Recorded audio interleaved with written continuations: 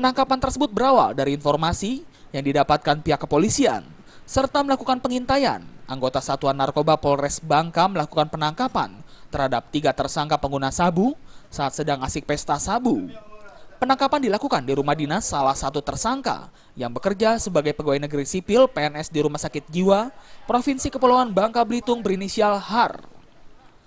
Selain HAR, polisi juga menangkap oknum RK dan AP, warga asal Sungai Liat, Kabupaten Bangka. Sempat terjadi pengejaran saat tersangka RK berusaha melarikan diri saat hendak diamankan. Bahkan dalam pengejaran, petugas sempat mengeluarkan tembakan peringatan ke udara.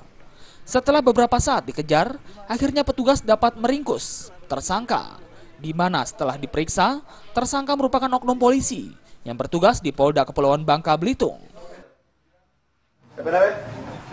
Di mana rumah? Hah? Rumah mana? Temu di penjara tuh. Di semut sana. Wan ko wan lubuk klikau. Ya. Oi, wan ko lubuk klikau. Oh, dari sini.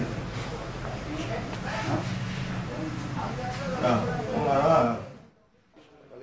Dalam penggeledahan yang dilakukan, ditemukan barang bukti 5 bungkus plastik bening berisi kristal putih yang diduga sabu, 1 alat hisap atau bong, 2 korek api, dan 1 buah timbangan digital.